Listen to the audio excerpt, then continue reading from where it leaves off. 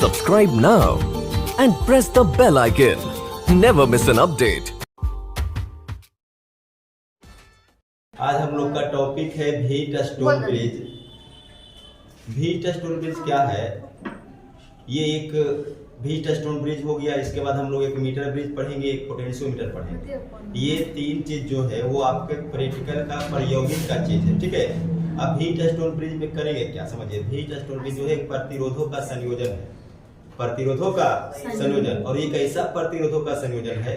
जैसे मान लीजिए कि आप कभी जाइएगा लैब में प्रैक्टिकल करने के लिए, तो जो भी वहां टीचर रहेंगे तो आपको तीन गो जो है चार प्रतिरोध दे देंगे, जिनमें से तीन प्रतिरोध पहले से ही वो बता देंगे कि चलिए ये 5 ओम का है, कोई 10 ओम का है, कोई 7 ओम का है, और आपको एक प्रतिरोध उसमें से ज्ञात करना होगा। तो उस चारों प्रतिरोध को कुछ इस हिसाब से, इस ढंग से समझित करना है कि उसी की सहायता से हम चौथा अज्ञात प्रतिरोध का मान ज्ञात कर सकते हैं। अब वो डिजाइन क्या होगा इसको देखिएगा, उसका संयोजन। व्हीटस्टोन ब्रिज में ये दो पॉइंट, इसके बीच देखिए एक रास्ता इस प्रकार का,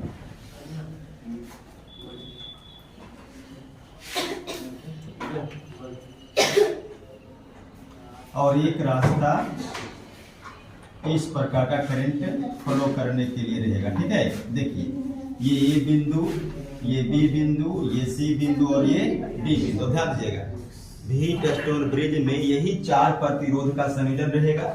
इसमें से तीन प्रतिरोध आपको पहले से ही ज्ञात रहेगा, चौथा प्रतिरोध का मान निकालेगा। तो वास्तव में जो है प्रैक्टिकल का चीज है, लेकिन बुक में दिया हुआ है थियोरेटिकल, जिसको हम आपको समझा देंगे, ठीक है। प्रैक्टिकल करने जाइएगा, 2 सेकंड का काम है, 2 मिनट करके समझ जाइएगा फटाक से, क्योंकि वहां पर आप देख लीजिएगा कि व्हीटस्टोन ब्रिज में सिस्टम क्या क्या रहता है और निकालते कैसे है, उसको भी हम देख लेंगे। तो देखिए मान लीजिए कि यहाँ पर एक प्रतिरोध R1 है, एक R2 है, एक R3 है, एक R4 है। ऐसे आपके बुक में P, Q, R, S दिया हुआ, ठीक है। जो भी मानिए उसमें तीन प्रतिरोध पहले से पक्का पता रहेगा। मान लो अगर R1, R2, R3 पता है तो R4 का मान ज्ञात कीजिए। अगर R1, R3, R4 पता है तो R2 का मान ज्ञात कीजिए। कोई भी तीन प्रतिरोध पता रहेगा। मान के चलिए कि यहाँ पर हमको R4 का मान ज्ञात करना है। अच्छा, करंट सप्लाई कराने के लिए ये दो बिंदु के बीच सेल जोड़ देंगे, ये प्लस और ये माइनस। अब यहां से मान लीजिए कि सेल का विद्युत पर कुछ होगा, ये मान लीजिए यहां से करंट आई निकलेगा, और ये दो छोर है बी और डी, यहां पर हम एक ब्रिज बनाएंगे। क्या बनाएंगे? ब्रिज। और ब्रिज किस चीज का होगा? तो ब्रिज होगा गैल्वेनोमीटर का। गैल्वेनोमीटर का उपयोग धारा मापने के लिए या धारा की उपस्थिति जानने के लिए किया जाता है। अब गैल्वेनोमीटर है तो कुछ प्रतिरोध गैल्वेनोमीटर का भी होगा, और ये गैल्वेनोमीटर हो गया, और इसका एक छोर यहाँ पे कहीं टच करवा देते हैं, तो ये आपका ब्रिज है। ये पूरा सिस्टम ही आपका क्या है? व्हीटस्टोन ब्रिज, ठीक है। यानी अगर इसको परिभाषित कीजिएगा तो क्या लिखिएगा कि व्हीटस्टोन ब्रिज प्रतिरोधों का एक ऐसा सेतु है जिसमें तीन ज्ञात प्रतिरोधी की सहायता से चौथे अज्ञात प्रतिरोध का मान ज्ञात किया जाता है। फिर समझिए, व्हीटस्टोन ब्रिज प्रतिरोधों का एक ऐसा सेतु है जिसमें तीन ज्ञात प्रतिरोधों की सहायता से चौथे अज्ञात प्रतिरोध को ज्ञात किया जाता है। और डिजाइन आप देखिएगा कि व्हीटस्टोन ब्रिज में जो चारों प्रतिरोध है वो एक चतुर्भुज के रूप में जुड़ा हुआ है। किसके रूप में? चतुर्भुज के रूप में, A, B, C और D, जिसमें दो बिंदु B और D के बीच गैल्वेनोमीटर जोड़ा जाएगा, और A और C के बीच धारा प्रवाहित कराने के लिए सेल जोड़ दिया जाएगा। क्लियर? तो ये हो गया व्हीटस्टोन ब्रिज का परिचय। व्हीटस्टोन ब्रिज होता क्या है, ठीक है।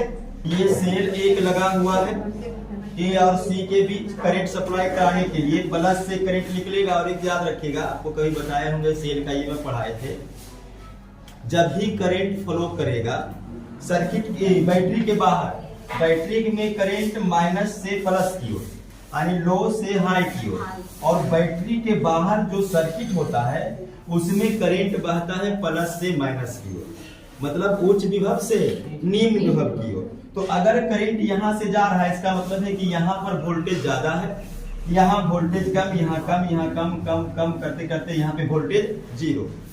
अब यहाँ से करंट अगर यहाँ पे प्रवाहित हो रहा है तो इसका मतलब है कि यहाँ ज्यादा पोटेंशियल है, यहाँ पे पोटेंशियल कम है, इसीलिए इधर प्रवाहित हो रहा है। ठीक है, अब यहाँ पर समझिएगा, जैसे ही ये करंट आई एक जंक्शन पर आएगा तो यहाँ पर देखिए ब्रांच के को फूटा हुआ है 2 गो, तो कुछ करंट ऊपर भी जाएगा, कुछ करंट नीचे भी जाना है।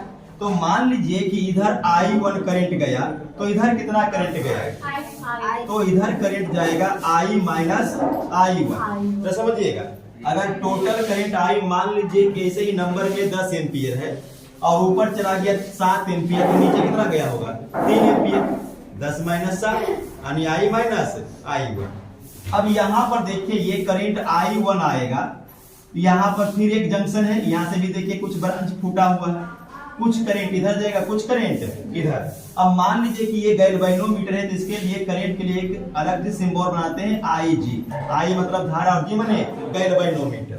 अब आया करंट कितना I1 में इधर निकल गया IG, तो इधर कितना बचेगा I1 माइनस IG। अब इस जंक्शन पर देखिएगा यहाँ से करंट इनकमिंग है I माइनस I1, यहाँ से इनकमिंग कितना IG और दोनों मिल करके यहाँ से निकल जाएगा I माइनस I1 और प्लस IG। तो ये करंट किस प्रकार से डिवीजन हुआ है, बटा हुआ, ये बता दिया चित्र में। अच्छा, यहाँ पर जब आएगा जंक्शन पर तो फिर से करंट कितना बढ़ जाएगा I, कैसे बनेगा देखिए, इधर से I1 माइनस IG आएगा, इधर से I1 minus I minus I1 plus IG आएगा, दोनों को जोड़िएगा, देखिए प्लस माइनस खत्म तो क्या बचेगा I के। तो देखिए किरचॉफ का जो नियम कहता है कि किसी बिंदु पर आने वाली धारा और निकलने वाली धारा दोनों हमेशा बराबर होगा, टोटल इनकमिंग बराबर टोटल आउटगोइंग। I आया और I निकल गया, सर्किट कंप्लीट हो गया। अब यहाँ पर देखिए इसमें applying Kirchhoff's law in loop. अब लूप बनाइए बच्चा, लूप देखिए क्या बनेगा ABDA, तो एक लूप तो ये बन गया ABDA। अब अगर ABDA में किरचॉफ का नियम अप्लाई करते हैं, द्वितीय नियम जंक्शन रूल, तो किरचॉफ का जंक्शन रूल क्या कहता है, किसी बंद परिपथ के प्रत्येक भाग से प्रवाहित धारा और प्रतिरोध का गुणनफल उसमें लगे सेल के विद्युत वाहक बल के बराबर होता है, बस उसी को अप्लाई करना है। देखिए अगर हम ABDA को लेते हैं तो A से B में धारा कितना है I1 और प्रतिरोध R1, तो धारा और प्रतिरोध का गुणनफल। फिर उसके बाद A से T के बाद B से D, तो B से D में देखिए धारा कितना है IG और प्रतिरोध कितना है G है। फिर D से A लीजिए धारा कितना है I माइनस I1 और प्रतिरोध है R3, तो धारा और प्रतिरोध के गुणनफल का बीजगणितीय योगफल, क्या बीजगणितीय योगफल। तो अगर बीजगणितीय योगफल कीजिएगा तो आप कीजिए किरचॉफ का पहला नियम, किसी बिंदु से निकलने वाली धारा को अगर प्लस मानिएगा तो आने वाली धारा माइनस। तो अगर यहाँ पर देखिए प्लस A बिंदु से धारा निकल रहा है, B से भी निकल रहा है, D से कोई धारा निकल रहा है क्या, D पर आ रहा है, तो अगर ये दोनों निकलने वाला को हम प्लस मानेंगे तो आने वाला को माइनस। तो इसका मतलब है कि ये वाला दोनों प्लस में रहेगा और ये वाला माइनस, और किसके बराबर होता है, तो उस बंद लूप में लगे हुए EMF के बराबर। तो देखिए इस लूप में ABDA में कोई सेल लगा हुआ नहीं है, सेल तो यहाँ है A से C के बीच, तो यहाँ पर सेल का EMF कितना हो जाएगा 0। एक हो गया, इसको कर दीजिएगा इक्वेशन एक लूप और बनाइए। बच्चा बात बंद करो, applying Kirchhoff's law in loop. अब कौन सा लूप बनाइएगा B C D और B, हो गया लूप बन गया। अब लूप में फिर से वही नियम, प्रत्येक भाग से प्रवाहित धारा और प्रतिरोध के गुणनफल का बीजगणितीय योग सेल के विद्युत भाग बल के बराबर कीजिए। B से C कितना है I माइनस IG और प्रतिरोध R2। फिर यहाँ जाइए C से D, सी से डी में आई माइनस I1 प्लस IG और फिर IG इंटू जी। अब फिर देखिए बी से करंट निकल रहा है, सी से करंट निकल नहीं रहा बल्कि आ रहा है, तो उल्टा हो गया। डी से भी निकल नहीं रहा बल्कि आ रहा। देखिए ये निकलने वाला और ये दोनों आने वाला, ठीक है। तो मान लीजिए कि निकलने वाला प्लस है तो दोनों आने वाला माइनस, और ये कितना हो जाएगा, फिर कोई सेल इसमें भी नहीं है तो सेल का विभाग बस 0, समीकरण 2। अब यहां पर शुरू से फिर से आइए, देखिए अगर ये करंट यहां से यहां जा रहा है, यहां से यहां से, तो सबका पोटेंशियल समझिएगा। अगर हम यहां से यहां देखें तो यहां पर पोटेंशियल मान लीजिए 10 वोल्ट है, तो यहां पर कितना होगा, 10 से कम, 9, 8, 7, 6 कुछ भी रह सकता है। 10 से कम होगा तभी ये करंट बह सकता है, क्योंकि करंट का प्रकृति क्या है कि वो उच्च विभव से निम्न विभव की ओर प्रवाहित होता है। तो अगर ये प्रवाहित हो रहा है तो ये मान के चलिए कि यहाँ ज्यादा पोटेंशियल है, यहाँ कम। अब उसके बाद आप इसमें देखिए, अगर ये ए से बी में करंट प्रवाहित हो रहा है तो यहाँ का पोटेंशियल ज्यादा और यहाँ का पोटेंशियल कम। उसी प्रकार से ए से डी में भी करंट प्रवाहित हो रहा है तो यहाँ का पोटेंशियल ज्यादा, यहाँ का कम। अब मान के चलिए कि यहाँ का पोटेंशियल चलिए 9 ओम होगा, सॉरी 9 वोल्ट होगा, और ऐसे आते आते चलिए यहाँ पर डी बिंदु पर, डी बिंदु पर यहाँ पर मान लीजिए कि वो पोटेंशियल 6 वोल्ट है। अब यहां से इधर भी प्रवाहित हो रहा है तो ये ज्यादा हो जाएगा, ये कम, मान लीजिए कि यहाँ 4 वोल्ट है, ठीक है। फिर देखिए यहां से यहां जा रहा है तो मान लीजिए कि यहाँ का वोल्ट चलिए 6 वोल्ट है, क्लियर, और यहाँ तो 4 वोल्ट है ये। तो जब भी देखिए यहाँ मान लीजिए कि 10 वोल्ट है तो 10 वोल्ट से 9 वोल्ट ज्यादा से कम, 9 से 6 ज्यादा से कम, 6 से 4 ज्यादा से कम, 6 से 4, तो ये इस तरह से प्रवाहित हो रहा है। अब देखिए ये वाला जो बी बिंदु है और ये जो डी बिंदु है, दोनों का वोल्टेज क्या है, सेम। अगर वोल्टेज बराबर हो जाएगा तो क्या करंट बहेगा, नहीं बहेगा। बहने का नियम क्या है, ज्यादा से कम। लेकिन यहाँ तो हम देख रहे हैं कि गैल्वेनोमीटर में करंट प्रवाहित हो रहा है कि नहीं हो रहा है। तो इसका मतलब है कि यहाँ पर गैल्वेनोमीटर में कोई करंट प्रवाहित नहीं होगा, और ये IG कितना हो जाएगा, 0। अब इस कंडीशन को हम बोलेंगे संतुलित व्हीटस्टोन ब्रिज। इस कंडीशन को, किस कंडीशन को, जिस कंडीशन में गैल्वेनोमीटर में धारा प्रवाहित नहीं होगा उसको क्या बोलेंगे, संतुलित Wheatstone bridge, balanced Wheatstone bridge, ठीक है। ऐसा आपको करना पड़ेगा लैब में। हो सकता है संजोग बस आप इस तार को, तो अभी ऐसा हो गया संजोग कि दोनों का वोल्टेज बराबर है तो करंट नहीं पा रहा है, संतुलित व्हीटस्टोन ब्रिज हो गया। लेकिन अगर ये कोई बच्चा गलती से इसको यहां नहीं जोड़ करके, हो सकता है कि वो तार को थोड़ा सा यहां जोड़ दिया होता, ऐसा भी हो सकता है ना। देखिए समझिए, ये दो छोर है बी और डी, इसके बीच आपको गैल्वेनोमीटर का ब्रिज लगाना है। तो एक छोर को फिक्स कर दीजिए कि बी पर 8 दीजिएगा, कनेक्शन कर दीजिएगा, और दूसरा छोर को आप फ्री रखिएगा। दूसरा छोर को आप जब फिल्टर करने जाइएगा तो वहां पर आपको बारी बारी से टच करना पड़ेगा और देखना पड़ेगा कि गैल्वेनोमीटर में एक कांटा लगा हुआ रहता है इस प्रकार का। अगर करंट प्रवाहित होगा तो कांटा या तो इस डायरेक्शन में या तो इस डायरेक्शन में बहेगा, और वो ऐसा ऐसा क्यों बहेगा वो भी बताएंगे आपको। तो वो चेक करिएगा वहां पर। जैसे ही देखिएगा कि यहाँ पर जैसे डालिएगा डी बिंदु पर जहां पर 6 और 6 वोल्ट था, जैसे यहाँ डालेगा देखिएगा कांटा एकदम रुक गया, करंट नहीं बताएगा। आप समझ जाइए कि वो संतुलित वाला पोजीशन में आ गया, ठीक है। तो वो संजोग था कि शुरू में ही वैसा मिल गया, लेकिन ऐसा हमेशा नहीं होता है। तो अब मान के चलिए कि कोई बच्चा यहाँ पर जोड़ा, यहाँ जोड़ दिया, यहाँ हो सकता है कि यहाँ पर भी ऐसे करके जोड़ दिया होगा, कहीं भी जोड़ सकता था ना, कोई जरूरी नहीं कि यहीं पे वो जोड़ेगा। मतलब एक वो फिक्स रहेगा कि आप यहाँ पे जोड़ दीजिए, और दूसरा को टच टच टच टच करके देखिए कि गैल्वेनोमीटर में 0 कब हो रहा है।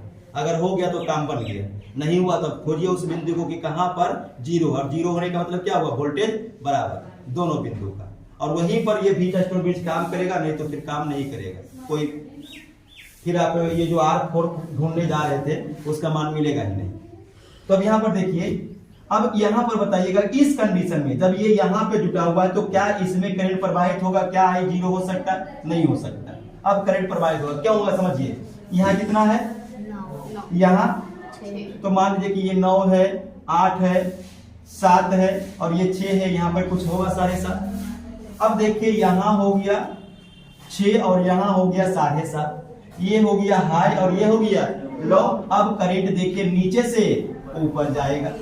अब ये कांटा जो है ऐसे घूमेगा, कांटा इधर घूमेगा, गैल्वेनोमीटर बता देगा कि करंट जा रहा है।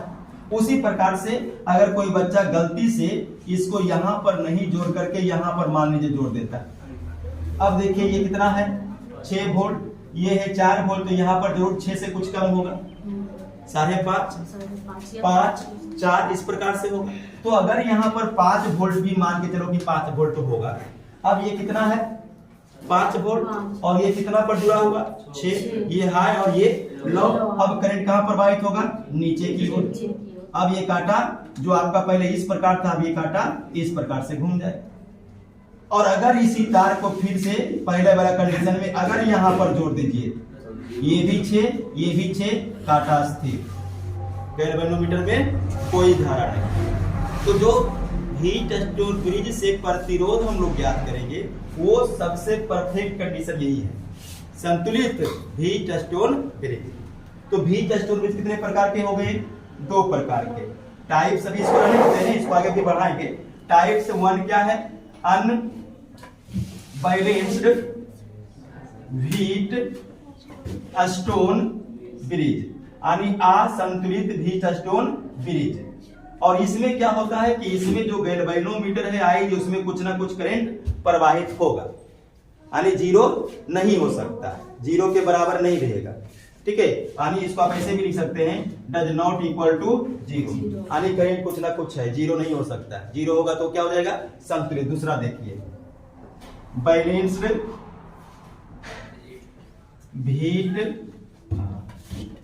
Heat stone bridge. इसका मतलब क्या है कि अब गैल्वेनोमीटर में करंट जीरो हो गया। अब गैल्वेनोमीटर में करंट जीरो होने का मतलब क्या हो गया कि वोल्टेज VB और वोल्टेज VD दोनों बराबर है, और यहाँ वोल्टेज VB और VD बराबर नहीं है। वोल्टेज कोई ज्यादा, या तो कंडीशन ये हो सकता है कि वोल्टेज VB बड़ा है VD से, या तो VD का वोल्टेज बड़ा है VB से, कोई भी बड़ा छोटा हो सकता है। ये चीज समझ में आ गया? संतुलित क्या है, असंतुलित क्या है? वैसा हीट स्टोन ब्रिज जिसमें गैल्वेनोमीटर से धारा प्रवाहित होगा, उसको क्या बोलेंगे? Unbalanced heat stone bridge. और वो कब होगा? जब जहां पर हम वो हीट स्टोन ब्रिज को जोड़ेंगे वहां का वोल्टेज दोनों छोरों का बराबर नहीं होगा। और हीट स्टोन ब्रिज, तो हीट स्टोन ब्रिज के लिए कंडीशन क्या है छोटू? IG equal to 0। अब ये IG का मान आप समीकरण 1 और 2 में रख दीजिए। तो हम रखते हैं from equation first, I1 R1, ये तो 0 हो जाएगा। IG का मान 0 संतुलित के लिए, तो 0 गुना G 0, तो खत्म कर दीजिए, माइनस I1 और R3 इक्वल टू 0, समीकरण 3। ठीक है, फ्रॉम इक्वेशन सेकेंड। अब सेकेंड में देखिएगा IG का मान 0, तो ये तो खत्म हो गया, तो बचा क्या? I1 R2, फिर इसमें देखिए, ओहो इसे तो प्रतिरोध किए ही नहीं, ये कहाँ था? BCDB, BC R4 है, कितना है? R4, तो R4 हो गया। चलिए अब देखिए, इसमें IG 0, तो बचेगा क्या? माइनस I1 और इंटू R4 बराबर, ये देखिए IG का मान 0, 0 गुना G 0, खत्म, बराबर कितना है? 0, समीकरण 4। देखिए समीकरण 3 और जो 4 है दोनों को डिवाइड कर दीजिए, तो फ्रॉम इक्वेशन थर्ड डिवाइड 4। अब देखिए डिवाइड करेंगे, ध्यान दीजिएगा, अगर हम इस चीज को पूरा इधर लाते हैं तो माइनस का इधर आकर के प्लस, तो उधर क्या बचेगा, इधर बचेगा I1 R1 और इधर क्या आ जाएगा I माइनस I1 R3। समीकरण 4 को देखिए, ये अगर हम इधर लाएंगे तो ये वाला पूरा प्लस बचेगा क्या I1 R2 और बराबर बचेगा I माइनस I1 R4, ये बचेगा नहीं। और करना दोनों को क्या है, भाग देना है, तो डिवाइड कर दीजिए। अब देखिए I1 कैंसिल, ये पूरा का पूरा कैंसिल, बचा क्या R1 R2 R3 R4। अब इसमें आपको जो भी प्रतिरोध का मान ज्ञात करना होगा, जैसे यहाँ हम देखें चित्र में कि R4 ज्ञात करना है तो R4 निकाल लेंगे गुना भाग करके, हो सकता है कि R3 निकालना हो तो R3 निकाल सकते हैं। मतलब ये 4 प्रतिरोध में से 3 प्रतिरोध आपको पहले से ही मालूम रहेगा। अगर R1 R2 R3 मालूम है तो R4 निकालिए, R1 R3 R4 मालूम है तो R2 निकालिए, मतलब कोई भी आप निकाल सकते हैं। क्लियर? तो यही है वी टच का सिद्धांत। ठीक है, चलिए।